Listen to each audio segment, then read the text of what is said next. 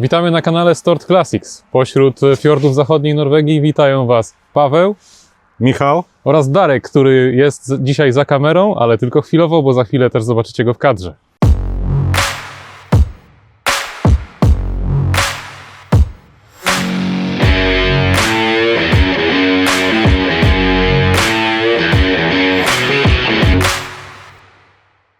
Chcemy Wam pokazać jedno z naszych aut.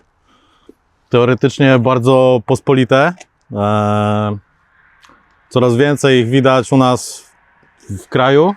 Przyjechało ich głównie masa ze Stanów, ale ten jest tutaj, jest wyjątkowy i chcemy troszeczkę powiedzieć, dlaczego naszym zdaniem jest. Chodźcie, zobaczcie z bliska. Michał, może co, najpierw zaprezentujemy auto, w ogóle co to jest za samochód, a potem opowiemy o historii jego zakupu? Zakładam, że wszyscy, którzy nas oglądają, to wiedzą, co to za auto i tutaj tłumaczyć nie trzeba za dużo. Natomiast mamy pierwszą serię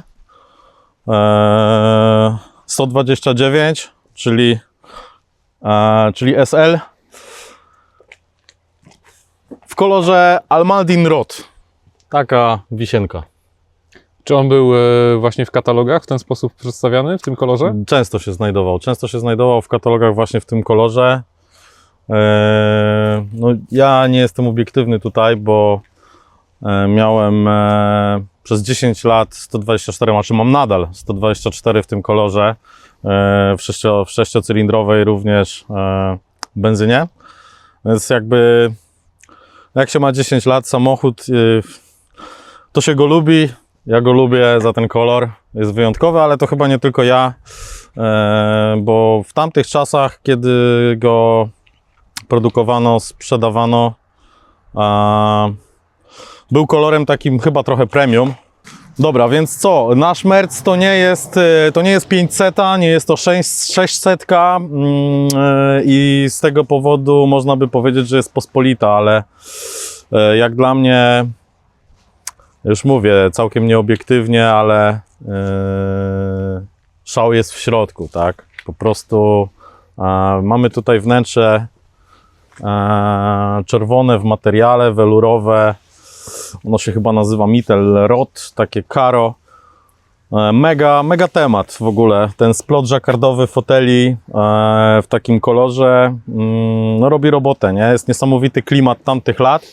No i teraz jakby można lubić, można nie lubić, ale na pewno autko jest wyjątkowe też jak chodzi o ilość egzemplarzy, które zostało wyprodukowanych w ten sposób, bo jak szukałem informacji, to chyba tylko 141 sztuk wyszło w tym kolorze, w tej tapicerce i ogólnie ułamek samochodów z tapicerką materiałową w Weselu jest naprawdę nieduży. Tam 95% albo więcej tych aut po prostu było w skórze. No a generalnie rzecz biorąc, to tutaj też z praktycznego punktu widzenia to jest mega sprawa, bo po pierwsze się te fotele nie nagrzewają w ogóle, a po drugie lepiej chyba się trzyma, lepiej się trzyma pozycję w tym aucie. Nie ześlizgujesz się z tego fotela po prostu. Więc jak dla mnie to jest po prostu rewelacja tego samochodu. No i mamy te Kindersitze z tyłu, te fotele, tak. Dwa dodatkowe, wersja fotele dla osób bez nóg. No, fotele dla osób bez nóg, natomiast jakby ja swoje dzieciaki widzę tam z tyłu, dwójkę młodszych, więc jakby do pewnego wieku, myślę, można tam podróżować. Czy jeżeli chodzi o doposażenie, jakie tutaj są luksusy, które możemy znać z dzisiejszych samochodów? Jakie są luksusy? No, jak na SL-a, to jest podstawowe raczej wyposażenie. Znaczy, dla mnie luksusem to jest po prostu chyba ta skromność i generalnie kolorystyka tego auta. Less is more. Less is more, dokładnie. W tym aucie on nie krzyczy, nie? On nie krzyczy. Nie musi... Krzyczy kolorem trochę. Krzyczy trochę może kolorem, tak. Natomiast ja myślę, że dla tamtej epoki, która wtedy była, to on jest mega, nie? To jest to jest naprawdę, naprawdę fajne. Moja żona lubi wszystko co czarne, klasyczne i pasuje do wszystkiego, nie? Natomiast jakby jak masz trochę luzu, to ten kolorek jest ekstra. No dobra, słuchaj, może powiemy trochę o tym, gdzie jesteśmy i dlaczego tutaj i jaka jest historia zakupu tego samochodu. Więc tak, no ogólne, jakbym powiedział, od ogółu do szczegółu to jest tak, że trzeba być chorym na Mercedesa, to na pewno. Uzależnionym od tego i trzepać te wszystkie ogłoszenia wtedy, kiedy one się pojawiają i mieć subskrypcję, żeby w całej Europie łapać wszystko póki gorące. Tak. A ta konkretna sztuka trafiła się? Trafiła się pod Lillehammer. Polacy znają Lillehammer. Miejscowość na północ od Oslo. Znana ze skoków narciarskich. Ze skoków narciarskich, znana też z organizacji Olimpiady Zimowej w 1994 roku. No, jak na te tereny, które my tutaj znamy najlepiej u Ciebie na zachodnim wybrzeżu, to wygląda Lillehammer trochę inaczej, bo jest takie bardziej płaskie i takie trochę rolnicze, ale bardzo ładnie tam. No i tam w garażu pewien człowiek przejął to od swojego wujka, który miał go dosyć długie lata. Wydaje mi się, że on był tym, który go sprowadził z Niemiec. Tak. To były okolice 2000 roku.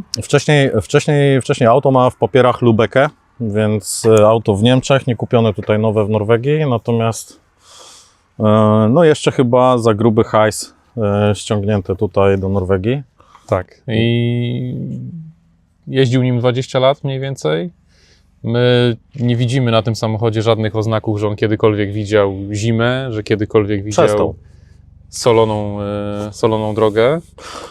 Czego zaprzeczeniem są opony zimowe, bo właśnie sprzedał nam go na zimowych oponach. Ale dlaczego? Bo był wystawiony na oponach letnich, tylko felgi o felgach nieoryginalnych, które jakby dla mnie były porażką i początkowo mówił, że nie ma innych kół. Może dlatego się bał właśnie tej reakcji, że zimowe opony, to nagle się przestraszymy, że jeździł zimą, ale generalnie jest... One mają 20 lat i są nowe, nie? Tak, są jak nowe i mają z 20 lat te opony, więc... Także chyba z jakiejś nadmiernej przezorności one się w ogóle pojawiły tutaj. Nie zmienia to faktu, że ten samochód jest teraz na oryginalnych felgach. 5. felga identyczna jest na kole zapasowym w bagażniku. To jest tak, że jak tam jechaliśmy, to nawet nie marzyłem, że on będzie w takim stanie. To kompletnie w ogóle nie podejrzewałem, nie? Auto ma troszeczkę ponad 120 000 kilometrów. No i co? I jest ekstra, nie? Jest w takim stanie po prostu kapitalnym. No jedyną taką rzeczą, która od razu przyciąga wzrok, jest ta łatka naszyta na fotel. No wiadomo, jak się wsiada do SL-a. Ona jest skórzana i ona jest wszyta w dosyć konkretny sposób. Widać, że przeżyje lata, natomiast no kolor jest trochę, no mógł być lepszy, tak? Ten brąz. Tak, jakby wszyli tą łatkę bordową, byłoby fajniej.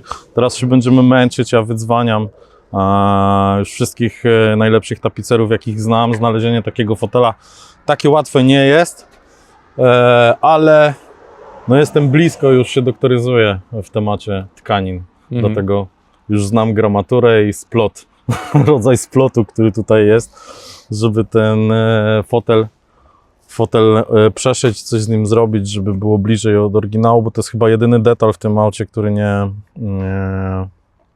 do którego się można czepić. No dobra, so jaki jest plan na ten samochód dalszy? No na razie dumnie siedzi w kolekcji wszystkich tych aut, które do tej pory przez ten czas ściągnęliśmy, a jest na pewno jednym z fajniejszych, bo naprawdę w tej wersji 4-osobowej jest super, ale jest przeznaczony na sprzedaż i będziemy szukać na niego klienta, który go doceni, który zobaczy w nim potencjał, tak jak my go widzimy i rozumiemy. Także. Aktualnie mamy ostatni weekend w zasadzie, w którym jeszcze nie solą. Jest wciąż na tyle ciepło, że drogi nie muszą być utrzymywane. Więc postanowiliśmy z niego skorzystać i to auto w towarzystwie jeszcze jednego Mercedesa, o którym za chwilę, którego może widzieliście w tle, będzie jechało do Polski. Jedzie do Polski, zjedzie na kołach, będą ciekawe wrażenia z jazdy, ale jego stan techniczny absolutnie pozwala na to, żeby po prostu wsiąść i pojechać. Czuć, że jest to w zasadzie nowy samochód, ale no te 30 parę lat zrobiło na nim odcisnęło pewne piętno. Nie no, trzeba to poprawić to, co jest do poprawienia, ale jest tego niewiele, naprawdę auto jest... To co wydarzy się w Polsce, jak przyjedzie? Widzę, że szyba w hardtopie Tak, idzie do wymiany. Tak. Ktoś miał za ciasno w garażu. Problem tych szyb jest taki, że tych hardtopów, że one często są po prostu przechowywane w jakiś nieodpowiedni Bez sposób. stojaka. Bez stojaka i potem uderzenie to jest chwila, moment. Natomiast chcemy zmienić szybę, dlatego że cała reszta jest po prostu w idealnym stanie. Tak, można. SL jest dużo, hardtopów widziałem na niemieckich stronach sporo. Natomiast bez sensu kupować inny. Chociaż może by było taniej nawet, ale... Także w kolorze też by się go znalazło, ale po prostu wymienimy szybę. Na pewno dostanie nowe koła, żeby nie był na zimowych. Opony, bo Opony. ja go na Felgi tych... zostają, tak? Felgi chyba zostają, bo ja je lubię. Mhm. To jest taki pełen oryginał, to znaczy no chyba, żeby się trafiło coś takiego ekstra, to może, ale ja nie wiem, czy trzeba bardziej krzyczeć w tym aucie. Nie. Ono jest kompletne takie jak jest. Mi się wydaje, że oryginalne koła to jeszcze takie o takim małym odsadzeniu, to tak trochę go cywilizują, nie jest taki Mamy sportowy. zdjęcia z katalogu z tamtych lat, kiedy ten samochód był nowy w sprzedaży i występował dokładnie na tych samych felgach, był fotografowany, więc... No to taka klasyczna felga. No Bardzo dobra, fajnie. słuchaj, a może jeszcze parę słów o samej historii odebrania tego auta. Jak to wyglądało? Jechałeś z Darkiem swoim W124 Tak, w tym samym kolorze podjechaliśmy. No. z Polski do Lillehammer. Tak. Nie, to w ogóle historia była jeszcze lepsza, bo mieliśmy do Ciebie przyjechać tym kombi 7-osobowym 124. Tak.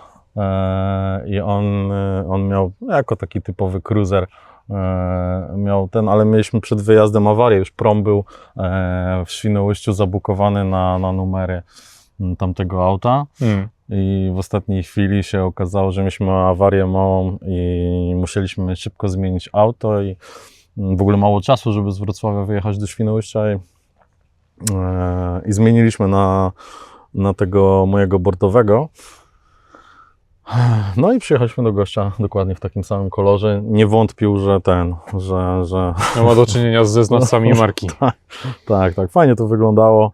Mamy gdzieś zdjęcia, najlepsze mamy zdjęcia z powrotu stamtąd. Jak byliśmy chyba koło Eidfjord. Bardzo fajna miejscówka w takim kampingu. Tak, bo Zatrzymaliśmy musieliście przejechać ze wschodu kraju na zachód, a to się wiąże z przejazdem przez tamte pasmo górskie. Jakbyś obrócił, Dariusz, na drugą stronę. Tak. Trzeba przejechać przez te góry. To oczywiście się działo w sierpniu, więc warunki były naprawdę fajne. W ogóle polecamy Wam turystycznie region Hardangervidda jako takie połączenie zakupu klasycznego samochodu i trochę ucieczki z domu dla niektórych. Tak. Nie wiem, czy tylko ja lubię uciekać z domu, ale każda podróż przez Norwegię jest mega. To są widoki, podaż tych widoków tutaj w stosunku do tego, co mamy w Polsce, jest potężna. Zawsze fajne doświadczenie, zawsze inna pogoda, zawsze te widoki zostają w pamięci trochę inaczej, ale ja to uwielbiam. Tutaj wszędzie jest raczej daleko i jak mamy przejechać z okolic Oslo na zachodnie wybrzeże, to zawsze są wyprawy na 6-8 godzin. To jest 6-8 Minimum. godzin. Wy dojechaliście do Świnoujścia na nocny prom, tak? Jeśli dobrze kojarzę. Tak. Przybyliście rano do Istad, no i mieliście bardzo długi dzień, tak? Bo najpierw trzeba było dojechać 8 godzin do Lillehammer, odebrać to cacko i potem 8 godzin tutaj przez góry I chyba sen was łamał już później, co? Musieliście się zatrzymywać. No trochę tak, ale słuchaj, to jest właśnie w ogóle ciekawe, często słyszę od ludzi, jechałem 400 km po samochód, okazał się ruiną i w Polsce tak, jechałem, nie wiem, z Rzeszowa do Białegostoku, tak, albo i ten. Urzekła mnie twoja historia. Urzekła mnie twoja historia. Tutaj te nasze podróże czasami mają 2 dni, żeby gdzieś no jeszcze nie ściągaliśmy auta z północy, z Lofot i tak dalej, ale pod Trondheim to już podjeżdżaliśmy nieraz, więc jakby... Więc jedziecie na 2 te Mercedesy w tym samym kolorze, przychodzi zmierzch, zaczyna was łapać już trochę zmęczenie, zatrzymujecie się w jakimś zajeździe i interesuje się wami policja. Dlaczego? Dlaczego? Dokładnie. Dlaczego? Bo jedziemy w nocy 2 klasycznymi autami. Jeden ma z tyłu wybitą szybę, teraz z daleka wygląda trochę jakby nam ją ktoś przestrzelił. I oba są czerwone. No wygląda to trochę dziwnie. Także się nie dziwię panom policjantom, że zwrócili uwagę na nas. No, Przerwali wam krótką drzemkę. tak, krótką drzemkę, nie? Dokładnie. No dobra, super. Myślę, że chyba to mamy. Ja jeszcze jedną bym rzecz powiedział o tym aucie, bo zapomniałem. To jest absolutny początek. Generalnie szukasz części do SL-a, to chyba nawet w systemie gdzieś wyskakuje, że on jest chyba od 90 roku, no ten jest 89, chyba listopad czy październik. I sam początek produkcji. No pewnie nie zawsze tak jest, że wszystkie się tak udaje utrzymać jak tego, ale ten jest naprawdę kozak. Jest kozak. Dobra. Dziękujemy serdecznie. Będziemy Wam pewnie pokazywać dużo ciekawych fur, bo trochę ich mamy i trochę na pewno będziemy mieli. Mam nadzieję, że komuś z Was też może się taki samochód zamarzyć, to Wam pomożemy takie plany zrealizować. Jeżeli Wam się podobało, łapka w górę, kliknijcie przycisk subskrypcji i będzie nam bardzo miło. Dostajesz od razu przepis, jak zrobić, żeby sobie to auto kupić.